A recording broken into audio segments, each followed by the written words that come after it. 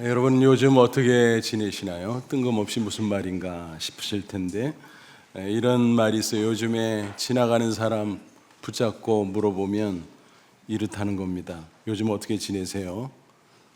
힘들어요. 죽지 못해 살지. 조금 양호하면 또 이렇게 대답을 한다고 합니다. 그럭저럭 살아갑니다. 근데 이렇게 말하는 사람은 별로 없다고 합니다. 아유, 신바람 나요.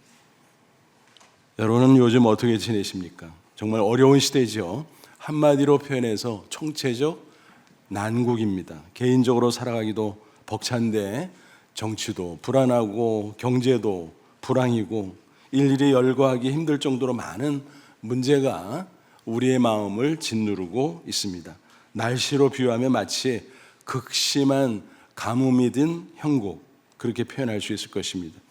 그런데 잘 생각해 보니까 요즘에만 그런 것은 아닙니다. 세상은 늘 그래왔습니다. 요즘에 특히 심한 것은 사실이지만 과거에도 항상 비슷했습니다. 앞으로도 그럴 것입니다. 세상은 늘 가뭄이 있습니다. 개인적으로도 이런저런 고난, 시시때때로 가뭄이 있다는 사실입니다. 그렇다면 어떻게 해야 우리는 승리하는 인생을 살아갈 수 있을까요? 당장의 상황만 모면하는 것, 그것은 상책이 아닙니다. 미봉책입니다. 언제 어느 정도의 가뭄이 들어도 가뭄을 이길 수 있는 비결을 터득하는 것이 중요합니다. 본문에 보니까 가뭄을 타지 않는 사람의 이야기가 나옵니다. 저와 여러분은 가뭄을 타지 않는 사람이 되면 좋겠습니다. 가뭄이 있어도 능히 이길 수 있는 사람이지요. 그래서 부디 당면한 고난뿐만이 아니라 남은 인생 어떤 고난을 만나도 꼭 승리하는 저와 여러분 다 되시기를 주님의 이름으로 축원합니다. 오늘 본문의 역사적 배경을 잠시 살펴보죠. 예레미야는 BC 600년 전후에 활동했던 선지자죠. 눈물의 선지자, 그런 별명을 가지고 있습니다. 그는 조국 이스라엘 유다 왕국의 현실을 보면서 눈물로 기도했습니다. 그리고 말씀을 전파했습니다. 하나님을 떠난 유다 백성 점점 파국으로 빠져들고 있었습니다. 신흥 강대국 바벨론이 호시탐탐 침략 기회를 엿보고 있어요. 그 위기 앞에 그들은 어떻게 대처했을까? 정답은 하나님께 돌아가는 거죠. 하나님을 의지하는 거죠. 그런데 그들은 정반대로 하나님은 제쳐두고 강대국, 애국 같은 강대국의 힘을 빌려서 바벨론의 침략을 막아보자, 그렇게 애를 썼습니다. 하지만 그것은 어리석은 짓이었습니다. 결국 유다 왕국은 여러 차례 침공을 당하고 마침내 BC 586년 바벨론에게 멸망을 당하게 됩니다. 그리고 많은 백성이 바벨론으로 포로가 되어서 끌려가게 됩니다. 비운의 역사죠. 오늘 본문은 그 멸망의 직전 상황입니다. 예레미야는 유다 백성의 어리석음을 지적하면서 어떻게 하면 위기를 이길 수 있을까? 오직 하나님을 의지해라. 하나님 대신 세상을 의지한다고 되는 게 아니다라고 강조하고 있습니다. 물론 유다 왕국은 그것을 거부했죠. 그래서 멸망할 수밖에 없었죠. 하지만 성경에 이 기록을 남긴 이유가 뭘까요? 우리는 그런 전철을 밟지 말라는 것입니다. 그들의 실수를 반면교사로 삼으라는 것입니다. 개인적으로 사회, 국가적으로 닥쳐오는 여러 가지 고난, 가뭄 같은 어려움이 있어도 그것을 능히 이길 수 있는 지혜를 우리는 배워야 할 것입니다. 그게 바로 하나님을 의지하는 신앙인 것입니다. 예레미야는 오늘 본문에서 두 종류의 사람을 소개하고 있어요. 그것은 우리 인생의 두 갈래 길을 보여주고 있습니다. 그 중에 하나를 선택하라, 결단을 촉구합니다. 중간은 없다. 확실하게 선택하라, 결단하라 라고 말씀합니다. 그가 소개한 두 종류의 사람, 나무에 비유하고 있어요. 하나는 사막에 심긴 나무, 또 하나는 물가에 심긴 나무. 그렇습니다. 여기서 나무의 비유는 매우 적절합니다. 왜냐하면 나무는 땅에 심겨져야 되죠. 의존적 존재라는 것입니다. 우리 사람도 마찬가지예요. 하나님 의존적 존재, 다시 말하면 영적인 존재로 창조됐어요. 그런데 하나님을 배반하고 떠났어요. 그러면 자기 스스로 독립적으로 살아갈 수 있을까? 아니요. 의존적 존재이기 때문에 하나님 대신 다른 것을 의존하게 돼 있습니다. 그게 바로 사람들의 슬픈 문제다라는 것입니다. 나무가 어디에 심기느냐, 그게 중요하지 않아요. 사막에 심기느냐, 물가에 심기느냐, 우리 인간도 마찬가지입니다. 하나님을 의지하느냐, 세상을 의지하느냐, 거기서 인생이 좌우될 수밖에 없다는 사실입니다.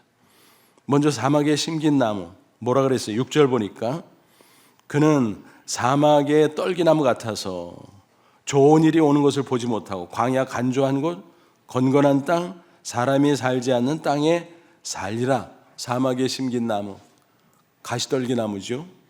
볼품도 없어요. 말라버렸어요. 왜 그래요? 땅이 건조한 것이거든요. 심지어는 소금기가 있을 때도 있어요. 그러니까 사람이 살지도 못하죠. 그곳에 무슨 기쁨이 있고 무슨 소망이 있겠습니까? 그 나무 사실은 바람직하지 않죠. 인생이 그렇게 될 수 있다는 거예요. 하나님을 의지하지 않고 세상만 의지하면 그 모습이 얼마나 황량할까 상상해 보십시오. 하나님 대신 세상을 의지하는 인생은 다 그와 같다는 사실입니다. 마침내 저주를 받게 되는 것입니다. 5절 보세요. 여호와께서 이와 같이 말씀하시니라. 무릇 사람을 믿으며 육신으로 그의 힘을 삼고 마음이 여호와에게서 떠난 그 사람은 저주를 받을 것이라. 그러니까 하나님을 의지해야 되는데 대신 세상을 의지하고 사람을 의지하면 저주를 받는다. 별 볼 일이 없다라는 것입니다. 여러분 기억하십시오. 누누이 말씀드리지만 사람은 하나님 의존적 존재로 창조됐어요. 그렇게 살아야 거기에 진정한 축복의 삶이 펼쳐지는 것입니다. 근데 거기서 벗어났어요. 독립적으로 살 수 없다 그랬죠. 다른 무엇인가 의존해요. 근데 그것이 그 사람의 인생을 책임져 주지 못한다는 사실입니다. 결국 하나님 대신 세상을 의지하다가 실망하고 낭패를 보고 그렇게 되는 것입니다. 예를 들어서 재물을 의지하면 재물이 우리를 책임져 줄까요? 물론 재물이 불필요하다는 건 아니에요. 필요하죠. 우리가 육신을 갖고 있기 때문에. 그러나 그것을 의지하는 것은 다른 차원입니다. 거기에 집착하고 거기에 매여 있는 것을 가리키지요. 그러다 보면 재물 때문에 오히려 실망할 일이 있습니다. 성경은 곳곳에서 이런 사실을 경고하고 있습니다. 시편 39편 6절 진실로 각 사람은 그림자같이 다니고 헛된 일로 소란하며 재물을 쌓아나 누가 거둘는지 알지 못하는도다. 동분서주하고 그렇게 재물을 모으려고 애썼지만 남 좋은 일 시킬 수도 있다는 거예요. 잠언 23장 5절 내가 어찌 험한 것에 주목하겠느냐 정령의 재물은 스스로 날개를 내어 하늘을 나는 독수리처럼 날아가리라 그랬어요. 뭐예요? 재물을 보고 그것이 내 인생을 지켜주겠거니 했는데 어느 순간 날개 달린 독수리처럼 휙 하고 사라져 버린다라는 거예요.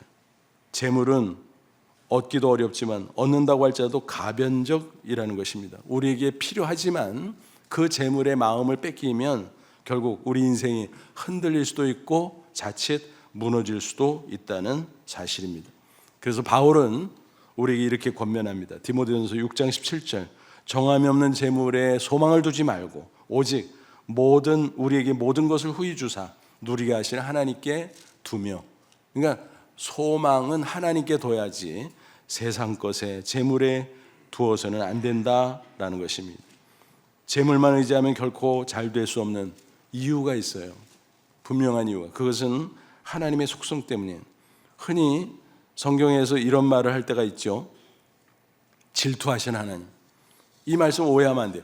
아유, 하나님이 우리 사람처럼 수준 낮게 질투하셔? 시기하셔? 그게 아니에요. 하나님의 강렬한 사랑을 그렇게 표현할 뿐입니다. 재물에 너무 집착하면 무슨 문제가 생길까요? 그 사람의 마음 중심에 하나님을 모실 자리가 없어지는 것입니다. 예수님께서 이렇게 말씀하셨어요. 마태복음 6장 24절 한 사람이 두 주인을 섬기지 못할 것이니 혹 이를 미워하고 저를 사랑하거나 혹 이를 중히 여기고 저를 경히 여김이라. 너희가 하나님과 재물을 겸하여 섬기지 못하느니라. 무슨 얘기일까요?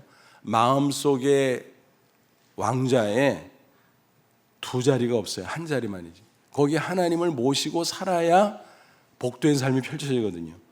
근데 거기에 재물을 모시고 있어. 그 하나님이 앉으실 자리가 없죠. 결국 그 인생은 흔들리고 무너지고 그럴 수밖에 없다는 거예요. 그걸 뻔히 아시니까 하나님께서 재물에 집착하는 자들을 너무너무 속상해 하시죠. 그게 하나님의 질투예요. 하나님이 강렬한 사랑을 하시기 때문에 내가 그 자리에 앉아서 내가 통치하고 다스리고 축복해야 되는데 왜 저래 쟤는, 그런 뜻이죠. 그런 사람은 그 욕심으로 말미암아 결국 망하게 된다는 것입니다. 야고보 1장 15절 욕심이 잉태한즉 죄를 낳고 죄가 장성한즉 사망을 낳느니라. 욕심에 끌려서 계속 가다 보면 죄를 짓기도 하고 죄가 쌓이다 보면 망할 수 있다라는 것입니다. 미국 라스베가스에서 한인교회 목회를 하는 목사님으로부터 오래전 전해 들은 이야기입니다. 라스베가스 잘 아시잖아요. 관광의 도시면서 또 도박의 도시지요. 하루에도 수십만 명씩 비행기를 타고 미국 전역으로부터, 세계 전역으로부터 몰려들죠. 공항에도 호텔에도 곳곳에 슬롯머신이 있고 도박장이 있고 밤에는 네온사인이 휘황찬란하고 그런 도시잖아요. 호텔 어마어마하게 크죠. 그래서 세계에서 1위부터 10위 호텔은 다 거기 있다 그러죠. 그런데 숙박비는 저렴해, 음식값도 저렴해, 치안은 너무 좋아, 소매치기, 도둑, 강도 없어. 왜 그럴까요? 도박에 열중하세요, 그런 뜻이죠. 그래서 슬롯 머신에서 남녀노소 할 것 없이 앉아서 계속 당기는 거죠. 당기고 그러다가 가끔 소리가 나죠. 딸딸딸딸 땡땡땡땡. 그러면 그 소리가 따는 소리니까 그게 항상 그 소리가 들리는 건 아닌데 주변에서 들리니까 야, 나도 따겠구나 다음에는. 근데 장사잖아요, 장사. 누구한테 이익이겠어요? 그 업소의 이익이지, 방문자의 이익이 아니잖아요. 결국은 지는 건데 그걸 모르고 계속 당기는 거죠. 당기고 또 당기고 그러다가 이제 다 잃어버리고, 어떤 사람은 차를 몰고 왔다가 차 팔아가지고 그것까지 다 잃어버리고. 그래서 라스베가스에 중고 자동차 시장이 많다는 거 아닙니까? 돈이 다 떨어지면 어떻게 해요? 교회가 만만하니까 찾아온다는 거예요. 그래서 아유, 목사님 이만저만해서 내가 그랬는데 잘못했습니다. 앞으로 잘 살 테니까 차비 좀 도와주세요. 그럼 준다는 거예요. 뭐 100불이고 200불이고 300불이고. 그러면 그걸 가지고 집에 곱게 가서 마음 고쳐먹고 잘 살면 되잖아요. 근데 그게 안 된다는 거죠. 그거 가지고 또 가서 땡긴다는 거예요. 또. 그래서 다 잃어버리고. 집에 가면 또 끝나냐? 집에 가면 또 귓전에 그 소리가 다 들린다는 거예요. 그래서 또 간다는 거예요. 어떻게 해서든지 돈을 마련해가지고. 중독이죠, 중독. 그런 사람들이 부지기수라는 거예요. 그래서 그런 얘기를 들으면서 야, 맞아. 우리가 재물을 선용해야 되지만 재물에 집착하다 보면 재물의 노예가 되고 그렇게 끌려다닐 수 있지. 그러다가 망할 수 있지. 물론 극단적인 예를 들었지만 재물은 그런 속성이 있다는 것입니다. 또 세상의 권력을 의지하는 것도 마찬가지예요. 하나님 대신 권력을 의지하면 잘 될 것 같지만, 그죠? 권력이 얼마나 좋아요. 권력으로 뭐 이런저런 일을 마음대로 하니까 거기 줄 잘 쓰면 나도 잘 될 것 같잖아요. 그러나 무슨 말이 있어요? 권불 10년. 권세는 10년을 못 간다. 근데 요즘은 깎여가지고 5년, 4년 막 이래요. 권불 5년, 권불 4년 그래요. 안타깝게도 많은 사람이 권력에 줄을 서려고 애를 쓰죠. 그런데 자칫 잘못하면 함께 망할 수도 있다는 것입니다. 과거 권력자에게 충성을 다했다가 그리고 한때 재미를 봤지만 낭패를 본 사람의 이야기입니다. 좋았죠. 근데 정권이 바뀌고 어떻게 하다가 수사를 받게 됐어요. 결국 감옥살이를 하게 됐죠. 근데 그 권력자가 봐주라는 거예요. 모르는 척. 왜냐하면 자기까지 엮여 들어가니까. 시미를 뚝 떼고 구경만 했다는 것입니다. 그러니까 인간적으로 배신감을 느꼈겠죠. 그리스도인이었던 그는 권력의 주의를 맴도느라고 신앙생활을 게을리했습니다. 그게 너무너무 후회 막심한 거예요. 그래서 이렇게 한탄을 했다는 것입니다. 내가 하나님께 그만큼 충성했었더라면 이렇게까지 버림받지는 않았을 텐데. 하나님은 책임져 주시잖아요.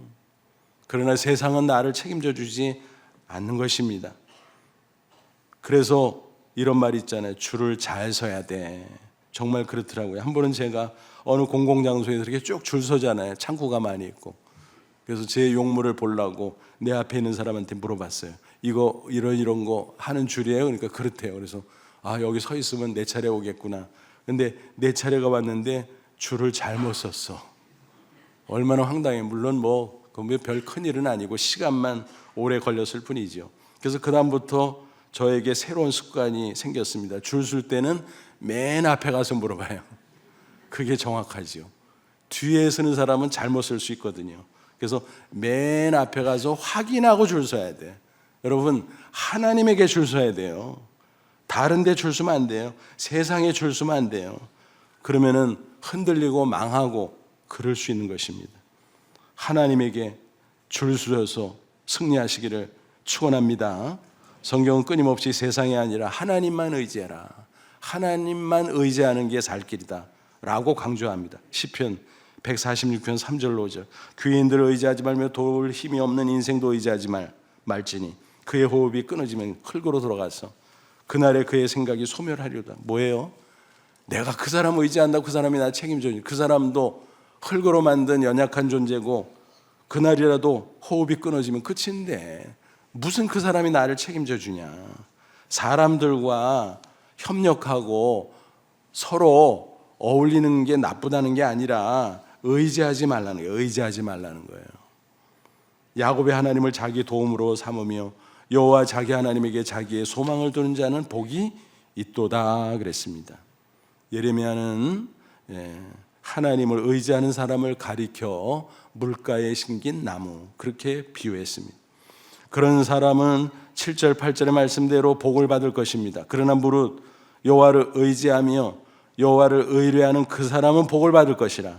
그는 물가에 심어진 나무가 그 뿌리를 강변에 뻗치고 더위가 올지라도 두려워하지 아니하며 그 잎이 청청하며 가뭄은 해도 가뭄이 들어도 가뭄을 타지 않고 걱정이 없고 결실이 그치지 아니함 같으리라 그랬습니다.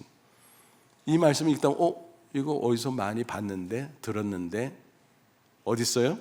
시편 1편 1절로 3절 복 있는 사람은 악인들의 꾀를 따르지 아니하고 죄인들의 길에 서지 아니하며 오만한 자들의 자리에 앉지 아니하고 오직 여호와의 율법을 즐거워하여 그 율법을 주야로 묵상하는 자다. 하나님의 말씀을 묵상하는 그리고 그 뜻대로 사는 사람은 마치 뭐와 같으냐? 그는 시냇가에 심은 나무가 철을 따라 열매를 맺으며 그 잎사귀가 마르지 아니함 같으니 그가 하는 모든 일이 다 형통하리로다. 시냇가에 심긴 나무와 같다. 여러분, 하나님은 생수의 근원이거든요. 그래서 말씀을 통해서 하나님에게 뿌리를 내리면 물을 흡수하는 시냇가에 심긴 나무처럼 은혜를 받습니다. 능력을 받습니다. 그래서 승리하죠. 비유하면 시냇가에 심긴 나무 이파리가 푸르 청청하고 열매를 맺는 것처럼 승리의 삶을 살아갈 수 있다라고 하는 것입니다. 또 이런 구절이 있어요. 시편 92편 12절부터 15절 의인은 종려나무같이 번성하며 레바논의 백향목같이 발육하리로다. 여호와의 집에 심겼으며 우리 하나님의 궁정에서 흥왕하리로다. 늙어도 결실하며 진액이 풍족하고 빛이 청청하여 여호와의 정직하심을 나타내리로다 그랬습니다. 종려나무 백향목은 아주 수종이 우수하지요. 하지만 아무리 좋은 나무라고 할지라도 땅이 좋지 않으면 말라 죽을 수밖에 없을 것입니다. 그렇죠? 그래서 여호와의 집 하나님의 궁정에 심겼다. 이 말씀이 중요한 거예요. 사람도 마찬가지. 외적인 조건, 스펙 무시할 수 없겠죠. 그러나 진짜 중요한 것은 뭐냐면 하나님과의 영적 관계예요. 하나님을 의지하는 인생만이 승리할 수 있다라는 거예요. 그러므로 사막에 심긴 나무가 아니라 물가에 심긴 나무처럼 오직 하나님만 의지하는 인생으로 늘 승리하는 저와 여러분 되시기를 주님의 이름으로 축원합니다. 우리의 인생에 가뭄 같은 고난이 수시로 닥쳐온다 그랬죠. 그러면 그 가뭄을 타지 않는 비결 과연 뭘까? 구체적인 방법 뭘까? 하나님을 의지하는데 더욱더 갈수록 더 굳게 의지해야 됩니다. 8절 보시면 그는 물가에 심어진 나무가 그 뿌리를 강변에 뻗치고 강변에 뻗치고 그러니까 물을 빨아들이기 위해서 계속 뿌리를 깊이 깊이 뻗치는 거예요. 또 넓게 넓게 뻗치는 거예요. 그러면 더위가 올지라도 두려워하지 아니하며 그 잎이 청청하며 가무는 해도 가뭄을 타지 않고 걱정도 없고 결실이 그치지 아니함과 같으리라 그랬습니다. 그래서 심한 가뭄이 와도 괜찮다. 뿌리를 깊이 뻗치니까 물을 흡수하고, 그래서 이파리가 푸르청청하고 열매도 계속 맺고, 얼마나 좋냐. 그게 하나님을 의지하는 복된 사람의 모습이다라는 것입니다. 이처럼 나무가 뿌리를 내리는 것이 얼마나 중요할까, 그것을 교훈해 주는 우화가 있습니다. 두 그루의 나무가 있었어요. 비바람이 막 부니까 휘청거리는 거예요. 그 중에 한 나무가 속으로 생각했어요. 야, 비바람이 부니까 이거 서 있기도 힘드네. 나의 채굴을 좀 키워야 되겠다. 그래서 그 나무는 가지를 많이 뻗쳤습니다. 몸집을 불렸습니다. 그런데 옆에 있던 나무는 이상하게 몸집을 불리지 않고 있는 거예요. 별 변화가 없었어요. 그러던 어느 날 정말 거센 강풍이 불어왔습니다. 몸집이 커졌지만 그 나무는 강풍이 너무 세다 보니까 가눌 수가 없었어요. 막 이리저리 막 휘청거렸습니다. 근데 그 옆에 있는 몸집이 작은 나무는 끄떡 없었습니다. 그 어려운 강풍이 겨우 지나가서 이제 한시름 놓는 가운데 그 큼직해진 나무가 작은 나무한테 물어봤어요. 야, 나는 큰일 날 뻔했어. 휘청거리다. 그런데 너는 괜찮더라? 너 끝도 없잖아. 아니 왜 그래 너는? 그랬더니 작은 나무가 대답했습니다. 그거 나는 가지를 뻗치는 대신에 뿌리를 깊이 내렸거든. 여러분 무슨 말씀인지 아시죠? 여러분 우리가 우리의 스펙을 좋게 하고 조건을 좋게 하고 우리 인생의 몸집을 키우고 스케일을 키우고 다 좋아요. 근데 그보다 우선 하나님과의 관계에 신경을 쓰시기 바랍니다. 영적으로 하나님 앞에 깊이 뿌리를 내리고 또 내리시기를 바랍니다. 하나님을 굳게 의지하는 거예요. 밀착된 관계를 말하는 거예요. 하나님께 뿌리 내리는 것을 성경 다른 곳에서는 조금 다른 표현을 가지고 강조합니다. 그것도 마찬가지의 의미죠. 착 달라붙어라. 요한복음 15장은 포도나무와 가지 비유가 있잖아요. 예수님께서 말씀하셨어요. 요한복음 15장 4절 5절 내 안에 거하라 나도 너희 안에 거하리라. 가지가 포도나무에 붙어있지 아니하면 스스로 열매를 맺을 수 없음같이 너희도 내 안에 있지 않으면 그러하리라. 나는 포도나무에 너희는 가지라. 그가 내 안에 내가 그 안에 거하면 사람이 열매를 많이 맺나니 나를 떠나서는 너희가 아무것도 할 수 없습니다. 포도나무이신 예수님, 가지인 우리 한 사람 한 사람은 붙어 있으라는 거예요. 착 달라붙으면 제일 좋죠. 그러면은 이파리도 푸르고 열매를 많이 맺는다라는 것입니다. 그런데 만약 가지가 멀어지고 떨어지고 그러면 어때요? 열매를 맺을 수가 없다라는 거예요. 그러므로 복된 인생의 비결은 주님께 착 달라붙는 것이다 라는 겁니다. 그래서 이런 말이 있어요. 뛰는 사람 위에 누가 있어요? 나는 사람. 나는 사람 위에는 누가 있어요? 날뛰는 사람. 날면서 뛰니까. 근데 날뛰는 사람 위에 또 있어요. 누가 있을까요? 붙어 다니는 사람. 하나님께 붙어 다니는 사람. 당할 자가 없어요. 하나님께서 책임져 주시는 복된 인생인 것입니다. 구체적으로 어떻게 착 달라붙어 있을 수 있을까요? 예수님께서 그 비결을 가르쳐 줬어요. 요한복음 15장 7절 너희가 내 안에 거하고 내 말이 너희 안에 거하면 무엇이든지 원하는 대로 구하라. 그리하면 이루리라. 뭐예요? 말씀과 기도 가운데 성령을 통해서 주님께 착 달라붙어 있을 수 있다라는 것입니다. 그러면 열매를 맺는다. 그러면 복된 삶을 살 수 있다라는 거예요. 그런데 조금 더 진전해서 생각해 보죠. 포도나무 한 그루 전체를 생각해 보죠. 포도나무에 가지가 붙어 있는데 가지가 하나가 아니잖아요. 여러 개가 쭉 달려 있고 가지와 가지가 또 서로 연결되어 있죠. 그죠? 그것도 중요해요. 그게 교회의 모습이에요. 그래서 가지와 가지와의 관계도 중요하다.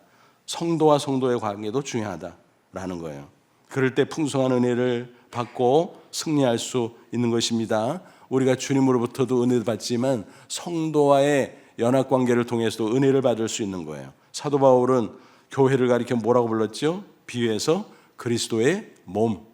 그래서 그 몸 가운데 머리는 예수님, 그리고 성도들 한 사람 한 사람은 그 지체. 그래서 지체라는 말이 영어로 멤버거든요. 멤버. 우리가 보통 뭐 회원 그렇게 번역을 하지만 원래는 인체의 한 부위 한 부위 지체를 멤버라고 합니다. 그게 이제 회원이라는 말로 이렇게 사용되는 거죠. 에베소 4장 15, 16절 오직 사랑 안에서 참된 것을 하여 범사에 그에까지 잘할지라 그는 머리니 곧 그리스도라. 그에게서 예수님에게서 온몸이 각 마디를 통하여 도움을 받음으로 연결되고 결합되어 각 지체의 분량대로 역사하여 그 몸을 자라게 하며 사랑 안에서 스스로 세우느니라. 무슨 얘기예요? 인체 모든 부위, 지체는 다 연결되어 있다는 거예요. 예수님이 머리, 우리는 지체, 서로 연결되어 있어요. 그래서 예수님에게 붙어 있을 뿐만이 아니라 서로에게 붙어 있을 때 어때요? 그 인체가 잘 자라는 것처럼 우리가 은혜 받고 승리하는 삶을 살아갈 수 있다라는 겁니다. 근데 만약 주님과 끊어지는 것도 큰 문제지만 그에 못지않게 큰 문제 뭐예요? 지체와 끊어지는 것. 그것도 문제다라는 거예요. 그래서 포도나무의 가지와 가지가 연결되는 것도 아주 중요한 것임을 놓치지 마시 바랍니다. 이렇게도 설명할 수 있어요. 목자가 양들을 인도하잖아요. 양 무리를. 그런데 그 대열에서 이탈하는 양이 가끔 있어요. 위험하죠. 1위는 목자가 양들을 돌볼 때 감히 공격 못해요. 또 목자가 잠깐 떨어져 있어도 양들끼리 뭉쳐 있으면 감히 공격을 못한다고 해요. 그런데 그 대열에서 그 무리 가운데서 양이 한 마리가 떨어져 가지고 배회해요. 그럼 뭐예요? 완전 공격 목표죠. 1위가 잡아챕니다. 큰일 나는 거죠.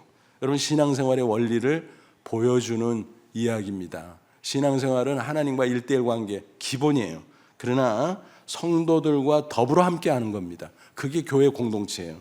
그래서 교회 공동체와 함께 예배하고, 교회 공동체와 함께 교제하고, 교회 공동체와 함께 사역하고, 그럴 때 우리의 신앙이 자라고 그 가운데 은혜가 풍성해지고 승리하는 삶을 살아갈 수 있다라는 것입니다. 특별히 우리가 어려울수록 더더욱 하나님께 밀착되고 의지해야 됩니다. 또 교회 공동체에 밀착돼야 됩니다. 아기는 무섭고 힘들수록 어때요? 엄마 품에 깊이 안겨들지요. 어려울수록 파고들어야 돼요. 주님께 파고들고 교회 공동체 파고들고, 나무는 가뭄이 심할수록 더욱더 깊이 뿌리를 박죠. 우리도 그래야 됩니다. 이게 신앙의 기본 원리다라는 것입니다. 그런데 어떤 사람은 그래요. 어려움을 만날 때 괜히 소외감 느끼고 괜히 섭섭하고 그래가지고 주님에게서 멀어질 때가 있어요. 힘들어 해가지고 교회 공동체로부터 멀어질 때 있어요. 그거요, 손해보는 거예요. 더 깊이 주님의 품 파고들고 주님에게 뿌리를 뻗치고, 그게 중요하다는 것입니다. 어느 사업가의 간증입니다. 작은 회사를 경영하는데 설비가 오래됐어요. 기계도 오래됐어요. 그러다 보니까 제품의 질이 뒤처지는 거예요. 그래서 우리 회사도 새로운 설비, 새로운 기계를 들여놔야 되는데 돈이 없잖아요. 돈이. 그래서 고민하다가 할 수 없다. 큰맘 먹고 빚을 내서 교체했습니다. 새 것으로. 그러니까 제품이 역시 잘 나오는 거예요. 근데 그때 맞춰서 세상에 불황이 몰아닥쳤어요. 주문이 들어와요. 주문이. 제품은 잘 만들었는데. 그러다 보니까 너무너무 힘들어졌습니다. 이자 갚기도 버거울 정도였습니다. 한숨을 내쉬고 있었습니다. 큰일 났다. 어떡하지? 그 모습을 지켜보던 부인이 사정을 합니다. 여보 그러지 말고 나하고 기도원에 가서 하나님 앞에 부르짖자. 한 주간만 부사장님한테 맡겨놓고.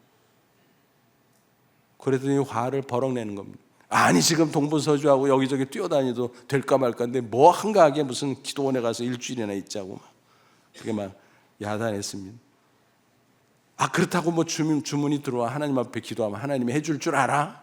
그리고 서로 옥신각신하고 다투는데 부인이 또 달래면서 계속 사정을 하고 저러니까 할 수 없이 둘이 기도원에 갔어요. 일주일 있다 돌아왔습니다.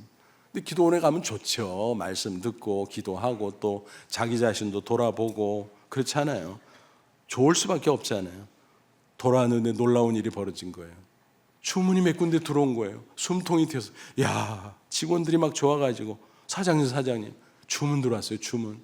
아, 그래? 너무너무 감사해서. 근데 며칠 후에 큰 주문이 또 들어온 거예요. 알고 보니까 기도원에 가서 식사 시간에 식당에 앉다 보면 이렇게 테이블에 뭐 거기 온 다른 교회 분들과도 이렇게 섞여 앉게 되잖아요. 그래서 서로 이렇게 인사 나누고 명함을 교환했는데 그 상대방이 어느 교회 장로님이었는데 장로님이 지인을 연결시켜줘서 그 지인이 큰 주문을 한 거예요. 그러니까 하나님이 어디서 어떻게 어떤 방식으로 해줄지 몰라요. 우리가 할 수 있는 건 뭐만 하면 돼요? 하나님께 착 달라붙으면 되는 거예요. 그러면 하나님께서 책임져 주실 줄로 믿습니다. 우리가 하나님께 뿌리를 내면 반드시 승리하는 거예요. 고난이 와도 불황이 와도 괜찮습니다. 그래서 고난이 걸림돌이 아니 디딤돌이 되는 경우가 너무너무 많아요. 우리가 하나님께 붙어 있기만 하면. 여러분 요셉 보세요. 고난을 당하는데 자꾸 올라가네. 자꾸 잘 돼. 노예가 됐는데 잘 돼. 감옥에 갔는데 잘 돼. 야, 이건 뭐야 이게. 그런 고난 괜찮잖아요. 고난 당하는 게 힘들긴 하지만 하나님께 붙어 있으니까 잘 되잖아요. 다니엘 보세요. 소년 시절 바벨론 포로로 끌려갔어요. 얼마나 힘들었을까요? 그런데 귀족 출신이라고 뽑혀서 왕궁에 들어가서 특별 교육을 받아요. 사실 찬스예요. 인간적으로 보면 교육 잘 받고 이제 관직에 오를 수 있는 길도 열리고 출세하는 거죠. 근데 그 안에 음모가 있었어요. 바벨론 당국이 그 똑똑하고 좋은 집안의 아이들을 데려다가 바벨론 교육을 시켜가지고 완전히 세뇌시켜가지고 영구 식민 통치를 하려고 써먹으려고 그런 거예요. 그래서 일반 학문도 가르쳤지만 그 안에 섞었어요. 뭐를 섞었어요? 바벨론 종교의 우상신에게 바쳤던 제물로 요리를 한 육식을 제공하고, 사실 한창 먹을 때 좋은 거 아니에요? 모르고 먹으면. 근데 그걸 알았어요. 다니엘과 세 친구는 영적으로 예민한 사람들이었거든요. 또 그 어린 소년들한테 포도주를 자꾸 주는 거예요. 그러면 술에 취하고 거기에 완전히 붙잡힐 수 있잖아요. 그걸 간파했던 다니엘과 세 친구는 그걸 거부하죠. 그러나 피교육생에게 무슨 자유가 있어요? 거부할 자유가 없잖아요. 그러나 하나님 앞에 매달려 기도하고 나아가니까 하나님께서 어떻게 해서 다 허락을 받도록 해주셨어요. 그래서 교육기간 내내 물만 마시고 채식만 하고 그럼 건강에 문제가 있을까? 전혀 아니었죠. 오히려 더 튼튼하고 얼굴색도 좋아지고 그래서 계속 허락을 받을 수 있었다라고 하는 거예요. 졸업이 다가왔습니다. 시험을 봤는데 점수를 매겨보니까 1등부터 4등 다 차지했어. 그러니까 여러분 고난의 때 하나님께 붙어 있으면 잘 되는 거예요. 절대 망하는 게 아니에요. 고난 당하는데 놀라가지고 괜히 섭섭해가지고 하나님에게 멀리 떨어지면 그때 잘못되는 거예요. 또 세월이 흘러가서 그가 총리가 됐는데 3명 공동 총리였어요. 근데 왕이 신임하다 보니까 아유 그냥 단독 총리 자리에 다니엘 세우자. 근데 그걸 알고 두 총리의 세력이 뭐 난리가 난 거예요. 어떻게 하면 저 다니엘을 몰아낼까? 조사하는데 뭐 나오는 게 있어야지. 그런데 한 가지를 잡았어. 하나님께 매일 3번 기도해. 근데 바벨론 제국은 여러 지역의 여러 민족과 언어와 종교가 다 다르거든요. 그래서 그걸 보장해 줄 수밖에 없었어요. 고대 국가지만. 대신 황제를 숭배해라. 황제는 신의 아들이니까. 그 조건을 달아서 종교의 자유를 줬는데 그 간신들이 무슨 짓을 했냐면은 한 달 동안은 금지시킵시다. 그리고 오직 황제 숭배만 하게 합시다. 그래서 한 달 동안 황제 외에 다른 신에게 절하거나 기도하면 그 사람은 불충이니까 붙잡아서 사자굴에 떨어뜨려서 처형해야 됩니다. 이런 나쁜 법을 공포하게 한 거예요. 속여가지고 왕을. 공포하고 났는데 보니까는 다니엘 잡는 것이었어. 그러나 후회해도 소용이 없어요. 왕이라도 자기가 공포한 법률을 그걸 없이 할 수 없었어요. 그래서 눈물을 머금고 다니엘을 사자굴에 넣을 수밖에 없어요. 물론 다니엘이 한 달 동안 기도 안 하면 됐겠지만 다니엘은 그러고 싶지 않았어요. 하나님 살아계신데 내가 세상 무서워서 타협해? 기도하던 거 안 해? 몰래 하기 싫었어요. 쉬기 싫었어요. 그래서 똑같이 기도하는데 결국 걸려버렸죠. 그래서 사자굴에 떨어졌는데 왕이 너무너무 신이 많으니까 가슴 아파서 밤새 잠을 못 자고 식음을 전폐하고 이른 새벽 사자굴로 뛰어가죠. 다니엘아, 살았냐? 대답 좀 해봐라. 너 사자가 잡아먹지 않았지? 너의 하나님 살아계시다며? 대답 좀 해봐. 살아있어. 우리 하나님이 천사 보내서 살려줬어. 꺼내보니까 털끝 하나 상하지 않았어요. 얼마나 신기하고 놀랍고 감격스러운지. 왕이 기뻐서 막 너무너무 좋아하고 그 원수들을 대신 사자굴에 집어넣어서 다 죽이죠. 그러니까 다니엘은 뭐가 된 거예요? 손가락 하나 움직이지 않고 원수들을 싹 정리할 뿐만이 아니라 단독 총리가 될 수 있었던 거예요. 그러니까 고난을 당했는데 하나님께 붙어 있으니까 올라가요. 또 올라가고 나중에는 정권이 바뀔 뿐만이 아니라 나라까지 바뀌었는데도 계속 총리예요. 장수 총리. 그래서 다니엘 6장 28절 이렇게 증거합니다. 이 다니엘이 다리오 왕의 시대와 바사 페르시아 사람 나라가 바뀌었어요. 고레스 왕의 시대에 형통하였더라. 그러니까 하나님께 붙어 있는 사람은 가뭄을 타질 않아요. 가뭄이 와도 괜찮아. 딛고 올라가. 이기고 더 큰 축복을 받아. 여러분 이 비결을 꼭 붙잡으시기를 축원합니다. 지난 1월 달에요. LA에 대형 산불로 2만여 채의 주택이 불타고 수만 명의 이재민이 발생했어요. 보도를 통해 보셨죠? 그 가운데 유명 인사들도 많이 있었어요. 우리 한인 중에는 프로야구 코리안 특급 박찬호 선수 주택도 전소했다 그러죠. 또 이런저런 사람이 거명된 그 중에 인상적인 한 분이 있었습니다. 멜 깁슨, 유명한 영화 감독 겸 배우. 20여 년 전 패션 오브 크라이스트 보신 분도 있죠. 예수님의 생애 그 감동적인 영화를 제작한 분이죠. 그런데 그분이 15년 동안 살던 1,450만 달러짜리 저택이 전소됐다고 합니다. 얼마나 기가 막혔을까요? 황망하고 또 돈도 돈이지만은 얼마나 소중해요. 추억이 있고 그게 다 타버렸으니까 그 슬픔이 너무너무 컸어요. 그런데 그 와중에 그가 인터뷰한 기사와 영상을 찾아보았습니다. 거기에 간증이 있더라고요. 슬픕니다. 황망합니다. 그런데 그 가운데 깨달음이 있습니다. 하나님이 축복하실 것 같은 강렬한 느낌이 있습니다. 하나님이 뭔가 큰 것을 준비하고 계신 것 같습니다. 그러면서 20여 년 전 패션 오브 크라이스트 큰 감동을 주면서 흥행했는데 그 속편을 계획했다는 겁니다. 부활, resurrection이라는 제목으로. 그런데 그것이 계속 미루어지고 있었는데 바로 이때 시작하고 마무리할 타임인 것 같습니다. 그는 그것을 깨닫고 빨리 그걸 마무리할 생각을 하고 있습니다. 그러면서 그는 이렇게 기대감을 보였습니다. 역사상 가장 위대한 영화가 나올 것입니다. 기대하라 개봉박도. 기대가 돼요 진짜. 야, 어떤 영화가 나올까.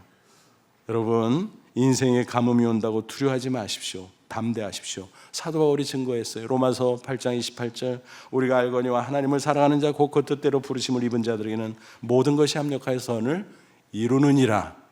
로마서 8장 37절 그러나 이 모든 일에 우리를 사랑하시는 이로 말미암아 우리가 넉넉히 이기느니라. 인생에는 항상 고난이 와요. 가뭄의 때가 있어요. 그러나 우리가 하나님을 의지하면 예수님께 착 달라붙어 있으면 가뭄을 타지 않습니다. 어려워져요? 뿌리를 더 깊이 내리세요. 주님의 품에 더 깊이 파고드세요. 그러면 가뭄 타지 않습니다. 극복하고 승리할 수 있습니다. 아무쪼록 가뭄을 타지 않는 사람으로 어떤 경우에도 승리하는 저와 여러분 다 되시기를 주님의 이름으로 축원합니다. 기도하겠습니다. 이 말씀 붙잡고 잠깐 기도하자. 하나님 그렇습니다. 가뭄을 타지 않는 사람 나도 그렇게 되길 원합니다. 고난이 와도 낙심하지 말고 하나님을 더 의지하게 하옵소서. 주님의 품에 더 깊이 안기게 하옵소서. 주님에게 깊이 뿌리를 내리게 하옵소서. 그래서 성령 충만, 은혜 충만 받고 당당하게 승리하게 하옵소서. 다 같이 간절한 마음으로 기도하겠습니다. 하나님 우리 아버지 고맙고 감사합니다. 이 시간 주의 말씀으로 다시 한번 저희들을 격려해 주시니 감사합니다. 고난과 역경 가뭄처럼 우리에게 다가올지라도 낙심하지 않게 하옵소서. 우리는 주님을 의지함으로 말하면 가뭄을 타지 않는 사람이 되길 원합니다. 승리하길 원합니다. 열매 맺길 원합니다. 하나님 살아계심을 증거하길 원합니다. 하나님 우리와 함께 하시고 역사에 주시옵소서. 예수님의 이름으로 기도합나이다. 아멘.